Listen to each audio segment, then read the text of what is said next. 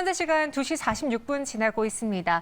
어제와는 좀 시장 분위기가 다르죠. 물론 코스닥 시장 안에서 2차 전지 대장주들이 움직인다라는 건 같은데 그런데 이 쏠림 현상이 유독 보이는 오늘장이기에 어제와는 또 체감하는 시장의 분위기는 확연히 다릅니다. 코스닥에 그래도 919선까지 올라온 상황. 두 분은 어떻게 보고 있는지 김성훈 이사, 이상엽 이사와 함께 다뤄볼게요. 어서 오세요. 네, 안녕하세요. 네, 안녕하십니까. 오늘 시장의 이 핵심은 세 가지 종목으로 정리될 수 있다고 하는데요. 첫 번째 특징주 바로 만나보겠습니다. 수주 잭팟의 호실적까지 안 가면 이상한 삼성중공업입니다. 조선주들이 좋은 건 알고 있었는데 삼성중공업이 역대급 수주 잭팟이라고 이게 단일 계약으로 금액이 역대급이라면서요? 네, 그래서 규모 자체가 거의 한 4조 원에 육박하더라고요. 네. 네, 4조 원에 육박하고 또 중요한 게 뭐 한두 척, 뭐 두세 척이 아니고 이렇게 한 번에 16척을 이렇게 한꺼번에 수주했다는 게 이제 주목해 봐야 되겠다라는 상황인데 이제 뭐 한두 척보다는 이제 여러 척을 이제 수주하다 보니까 이제 뭐 규모의 경제를 통해서 낮은 비용으로 이제 처리할 수 있는 점이 이제 긍정적일 것 같고요.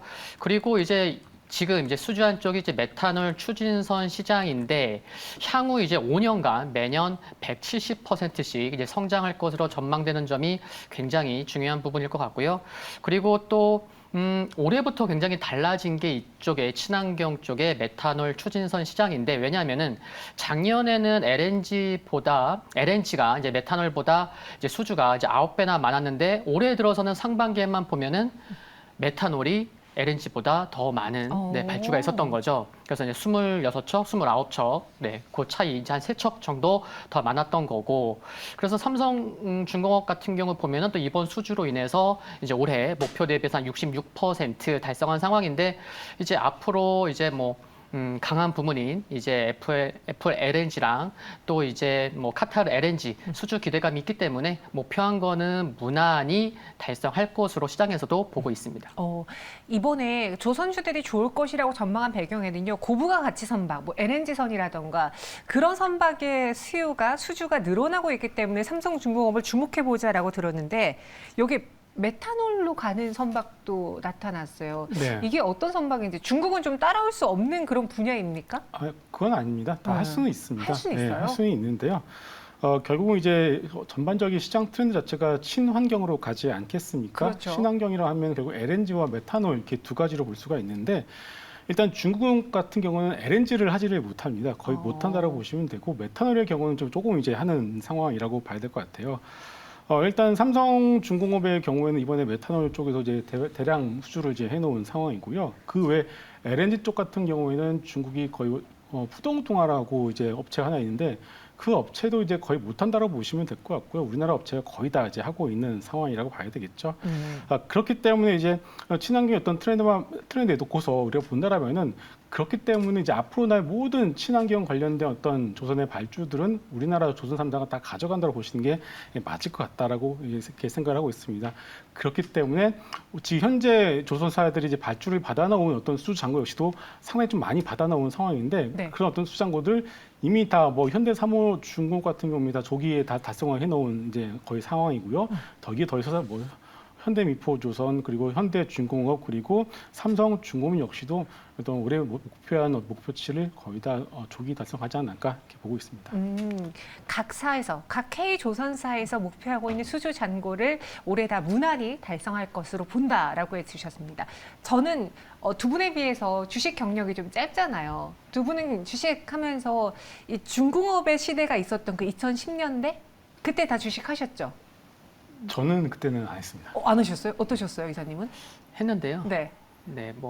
아니, 제가 왜 여쭤보냐면은 제가 처음에 이 시장에 뛰어들었을 때 중공업 조선사는 그렇게 매력적인 시장이 아니었어요. 그냥 무겁고 한 번 잘못 물리면 몇 년 동안 여기 물려 있어야 된다라는 인식이 강했는데 이제 사이클이 돌아오면 몇 년간 또 그 호황을 누릴 수도 있는 거잖아요. 네네. 어디서 좀 들어본 질문 같은데요. 그래요? 네, 그 지금 최근에요. 또 이제 신조선가 지수가 굉장히 더 중요하잖아요. 그렇죠. 근데 한 3, 4일 전에, 한 3일 전인가 또 이게 한 5주 만에 또 상승을 했습니다. 그래서 신조선가 지수는 지금 꺾이지가 않습니다. 오죽하면은 이게 배 이제 그 인도하는 리드 타임이 워낙 길다 보니까 그 이제 LNG선 이제 뭐 중고 선박도 가격이 뭐 2배 정도 상승했다라는 것에서도 알 수 있는 것 같고요.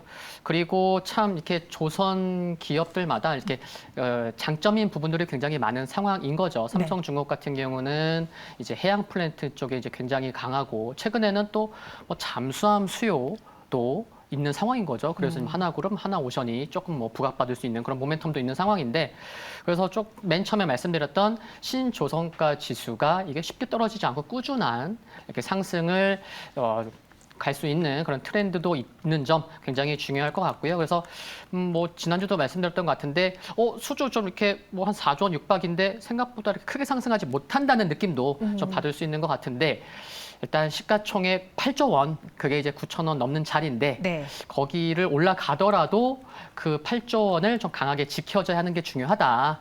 왜냐하면은 이제 뭐 HD 한국조선해양이 좀 시가총액이 한 9조 원 전후 되기 때문에 거기까지 따라잡기에는 좀 아직까지는 아니지 않나 그런 관점에서 일단 뭐 트레이딩 관점은 가능하겠고 네. 그러나 일단 9천 원 넘어가면은 좀 예의주시해야 되겠다 흐름 그렇게 좀 생각하고 있습니다. 시총 8조 원대에서 주는 그 매물 부담이 있을 거기에 그래서 9천 원까지의 가격은 살짝 돌파가 어려울 수도 있다. 좀 지지부진할 수도 있다. 그래서 예의주시해야 된다라는 의견이고 저희 시청자분 중에 한 분도 오늘 8,700원에 삼성중공업을 매도하고 나왔다. 아주 나이스 타이밍에 오늘로서만 보면 좀 그럴 것 같긴 한데 표정이 좋지 않으세요? 왜요? 매도하는 날 아니에요? 네네. 일단은 뭐 조선 3사들이 있다 보니까 네.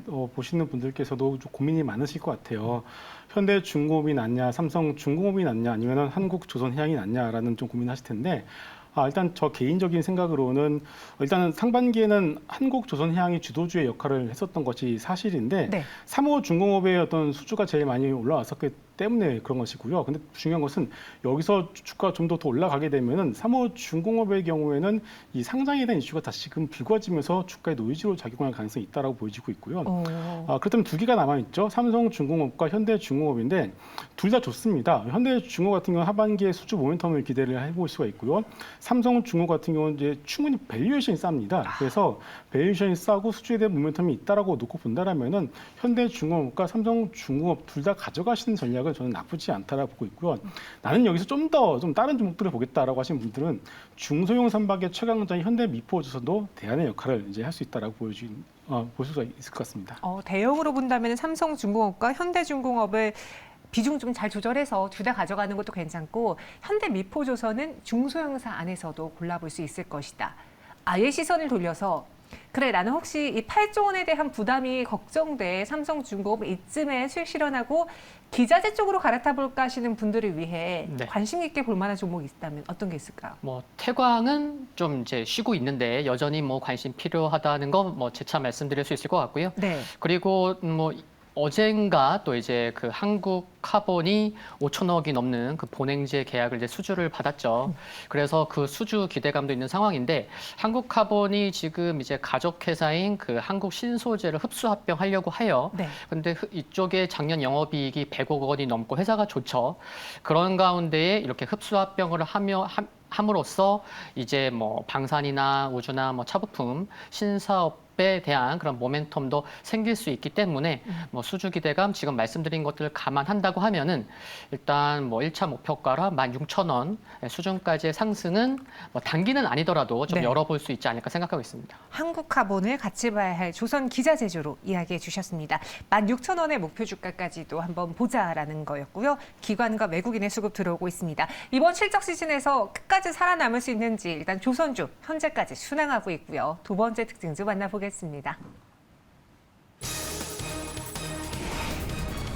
에코프로 부럽지 않다. 두 달 새 3배 오른 종목 펩트론이 있습니다. 아이센스와 펩트론 등 당뇨 관련주들이 최근 급등하고 있고 사실 많은 분들이 지금 바이오에 대한 투심이 짜게 식어 있거든요. 그래서 안 보신 분들은 오늘 차트 보고 뭐야 펩트론 왜 이래라고 놀랐을 수도 있어요. 왜 이렇게 이 당뇨 관련주들이 많이 오른 거죠? 네, 일단은 이제 해외 시장에서 일라일릴리라는 회사가 있지 않겠습니까? 맞아요.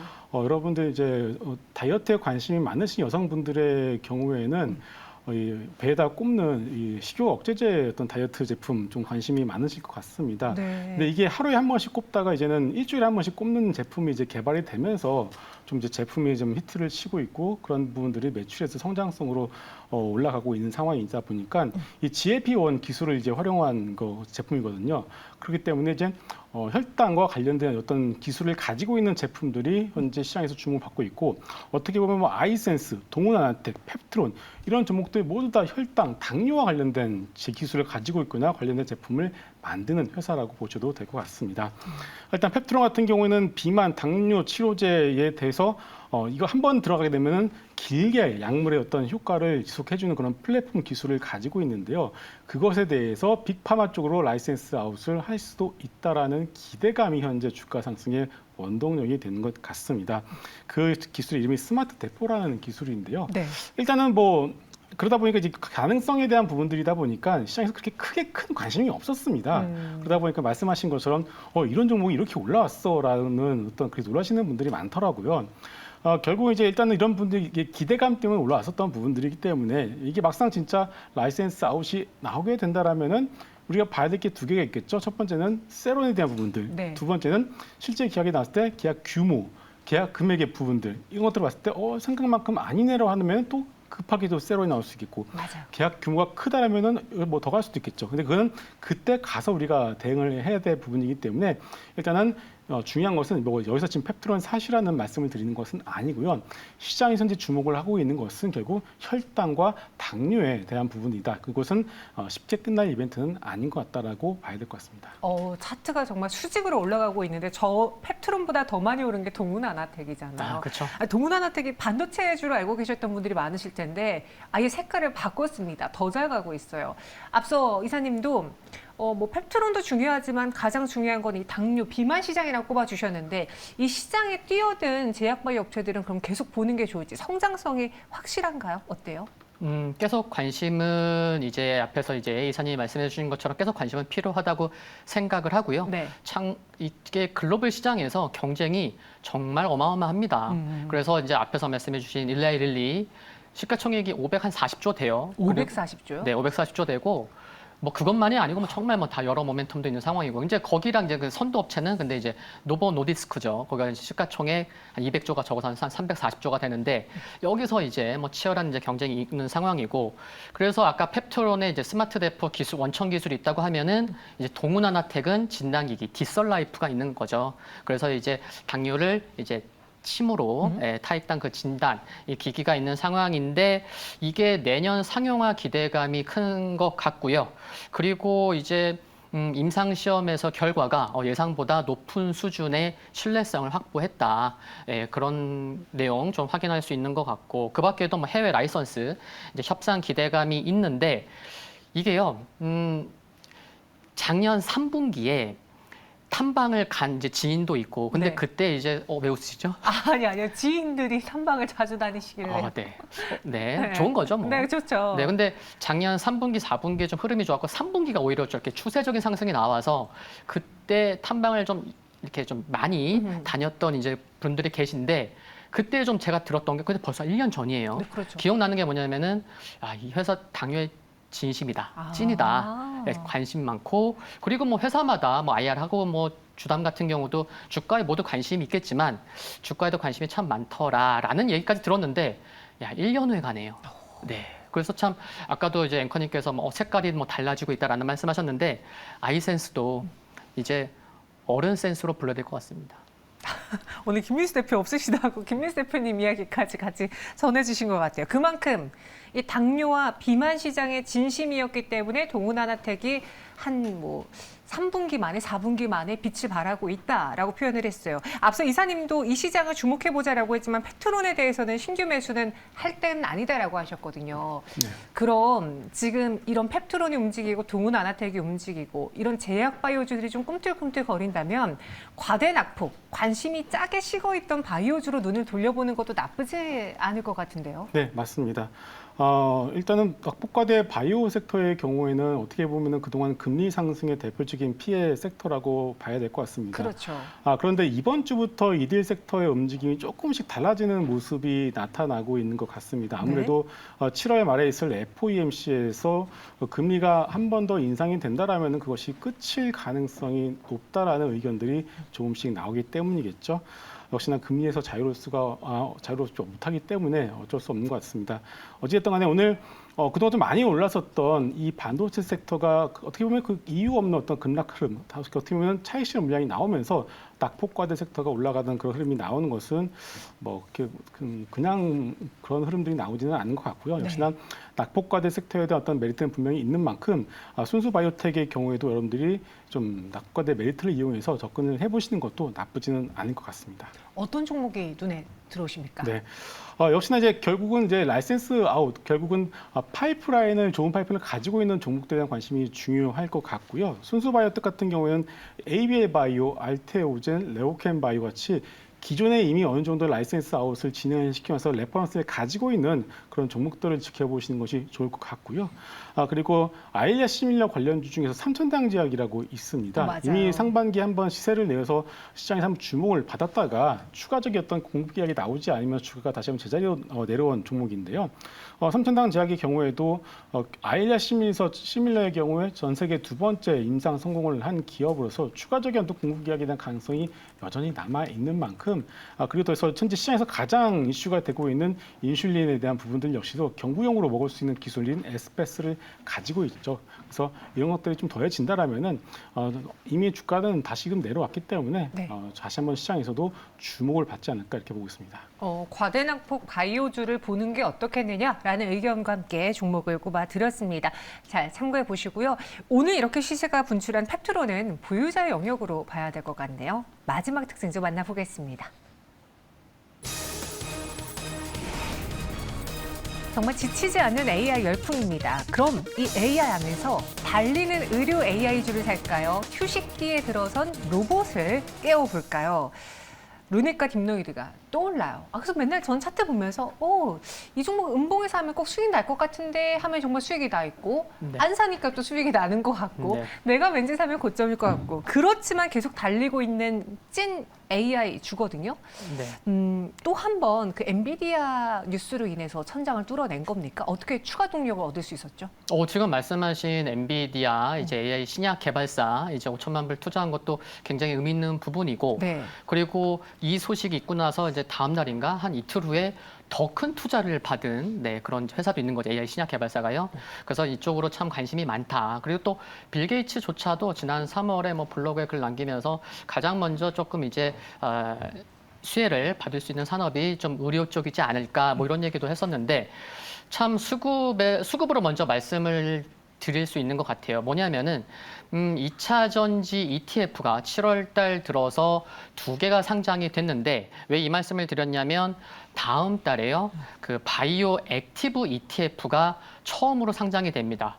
1개도 아니고 2개가 상장이 되는데 그동안에는 바이오 관련 이제 담은 패시브 ETF는 10개가 넘게 있는데 이제 액티브 수익률을 적극적으로 관심 있는 관리하는 이 액티브 바이오 쪽의 ETF는 이제 처음으로 상장된다는 거죠. 근데 그 ETF가 무엇을 담으려고 지금 예상이 되고 있냐면은 지금 급등하고 있는 계속 달리고 있는 그런 이제 의료 AI 종목을 또 담으려다 보니까 이게 또 수급이 이와 같은 모멘텀이 미리 또 이제 선반영되고 있는 것도 살펴볼 수가 있을 것 같고요. 그리고 이게 글로벌 시장에서 국내의 그 의료기기 시장, 그러니까 시가총액이 차지하는 비중이 글로벌 같은 경우에는 한 3.5% 되는데 아직까지 좀 올라온 부분도 있는데 아직까지도 한 1.5%밖에 안 된다고 해요. 그러면은 지금 뭐 관련된 기업들 뭐 글로벌 관점에서도 볼 볼 기업들도 꽤 많은데도 시총 비중은 아직도 작네라는 것을 봤을 때는 이쪽으로 중장기적인 관심은 여전히 필요한 것 같습니다. 확실히 AI 관련된 종목들이 되게 많이 올랐거든요. 연초부터 뭐 로봇주도 올랐고 솔트룩스를 포함한 소프트웨어주들도 많이 올랐고요. 그리고 반도체주도 최근에 올랐는데 오늘은 반도체주가 한미 반도체를 필두로 오전장에 낙폭이 좀 커지는 모습, 오후에도 크게 양봉 전환이 좀 어려워진 네. 모습인데 또 다른 악재가 있는지 경계해야 되는 구간입니까? 좀 여러 가지 루머들이 돌아다니더라고요. 한미 반도체의 경우에는 지금 TC 본더의 경우에는 다른 회사의 제품을 뭐 쓸 수도 있다라는 그런 루머가 돌았는데 또 확인해 보니까 또 아닌 것으로 이제 파악이 되고 있습니다. 많이 오르면 루머가 돌아요. 맞습니다. 네. 어떻게 보면 이제 차익 실현의 비밀이라고 봐야 될 것 같고 이게 지금 떨어지는 종목들이 한미 반도체만 떨어지는 것이 아니라 지금 대부분의 그동안 좀 많이 올랐었던 반도체 섹터가 동반해서 하락을 한다는 것은 결국은 그동안 많이 올랐었던 부분에 대해서 일부 차익 실현 물량이 나온 것으로 해석을 해보시는 것이 맞지 않을까 이렇게 생각을 하고 있습니다. 그래서 그동안 이제 어떻게 보면은 오늘 아침까지만 하더라도 이 삼성전자와 테슬라의 뉴스를 해서 오늘도 반도체가 가는 것 아니냐라는 기대감이 있었는데 어떻게 보면 전혀 이런 기대감을 뒤엎으면서 차익 실현 물량이 나오고 있죠. 그렇기 때문에 결국은 이런 반도체 섹터가 좀 쉬어가는 동안에는 그동안 낙폭과대 섹터 중에 하나였던 로봇에 대한 경우에도 좀 올라갈 수 있지 않나 이렇게 보고 있기 때문에 네. 결국 이제는 이제 바벨 전략인 것 같습니다. 바벨 전략. 네, 많이 올랐던 것도 좋지만 이제는 많이 좀 쉬어갔던 것도 여러분들이 관심을 가지면서 보실 필요가 있을 것 같습니다. 많이 오른 종목들도 좋으나 쉬어간 종목들, 아까 바이오에서 그랬던 것처럼 바벨 전략을 한번 잘 이용해 보자. 그럼 쉰 종목으로 제가 생각해 보자면 소프트웨어랑 로봇주가 가장 먼저 떠오르거든요. 이 안에서 관심주를 좀 골라내 볼 수 있을까요? 아니면 조금 더 실적이 찍힐 때까지 혹은 또 다른 뉴스가 나올 때까지 기다려보는 게 좋을까요? 네, 이제 큰 범주에서 보면 이제 결국엔 AI잖아요. 그렇죠. 근데 이제 오늘 아침에 끝난 미국 증시에서 그 마이크로소프트가 신고가가 났어요. 근데 그 이유를 살펴보면 메타와 협력도 있지만 결국에는 AI 구독 서비스 출시를 했고 예상은 뭐 한 월 10불 정도 예상을 했는데 이게 30불로 올려서 그쪽 뭐 유료 구독자를 보면은 한 2.5억 명이 되는데 뭐 다 이용한다고 하면은 연간 매출로 한 120조 뭐 다 이용하진 않겠지만 네. 그렇게 좀 이렇게 수익성에 대한 실적으로 찍히는 그런 부분이 지금 중요해지는 것 같아요. 물론 이제 의료 AI 쪽은 뭐 실적보다는 이제 매출로 지금 이제 기대감으로 상승하고 있지만 그래서 결국에는 AI는 좀 수익성이 중요하겠구나라는 것을 알 수가 있는 상황인데 또 AI 하니까 이제 거의 한 달 후에 이제 네이버에서 하이퍼클로바 X가 또 출시가 되는 거죠. 네. 그래서 점점 더 AI에 대한 좀 기대감이 커질 수 있는 시장에서 또 이런 일정도 있기 때문에 AI 전반적으로 좀 관심은 필요한 것 같습니다. 그럼 마지막 질문 한번 드려볼게요. 이사님, 오늘 저희가 다룬 게 실적 기대 속에 계속 올라가고 있는 조선주 다뤄봤고요. 그리고 쉬어가지만 다시 주목받을 수 있는 과대납폭 바이오주 보자라고 했고 쉬어가지만 다시 살아날 수 있는 AI주를 보자라고 했어요. 이 세 가지 안에서 가장 매력적인 걸 하나씩 꼽으면 뭘까요? 가장 안정적이고 매력적인 것은 조선인 것 같습니다. 네, 아무래도 이제 아까 일전 말씀하셨겠지만은 2005년부터 7년 사이 조선의 슈퍼사이클을 말씀을 하셨어요. 네. 지금이 그런 슈퍼사이클의 초입이라는 것은 부인하지 못할 것 같습니다. 그렇기 때문에 어떻게 보면 우리가 이게 시청자분들께 좀 안정적인 어떤 측면에서 좀 말씀을 드려야 되지 않겠습니까? 그렇죠. 지금 막 올라가고 있는 AI 이런 반도체를 말씀을 드리는 것도 좋겠지만은 네. 안정적으로 내년까지 끌고 갈 수 있는 섹터를 말씀을 하라고 하신다면 역시나 조선이 가장 안정적이고 대안이 될 수 있을 것 같습니다. 그래서 조선 같은 경우에는 밀릴 때마다 자신 있게 모아가시는 그런 전략이 좋을 것 같습니다. 밀릴 때마다 자신 있게 모아가 보자. 이상현 이사님은 셋 중에 뭐 고르시겠어요? 저는 선별해서 네. 바닥권에 있는 바이오. 오. 그래서 바이오 플러스. 바이오 플러스 갑자기 나왔어요? 네. 그 바이오 플러스가 내년에 네. 그 비만 치료제를 개발한다고 하더라고요. 근데 피부 미용 쪽을 이미용 기기인데 좀 상대적으로 소외도 받았었고 네. 내년에 좀 비만 치료제 개발을 한다고 하고 또 이제 충북 신공장을 지금 이제 내년에 완공되는데 뭐 기존에 뭐 필러뿐만이 아니고 이제 개발 완료한 다음에 이제 비만 치료제도 생산할 것으로 전망되고 있어서 뭐 크게 보면은 올해보다는 내년에 관심이 필요할 것 같은데 앞으로 계속 좀 추적이 필요한 것 같습니다. 좋습니다. 조선과 그리고 과대 낙폭 또 그 안에서 아직 성장성을 다 발휘하지 못한 바이오 플러스까지 전해드렸어요. 오늘 두 분과 오후장 쫙 정리해봤고요. 여기서 인사드릴게요. 자세한 말씀 고맙습니다. 감사합니다.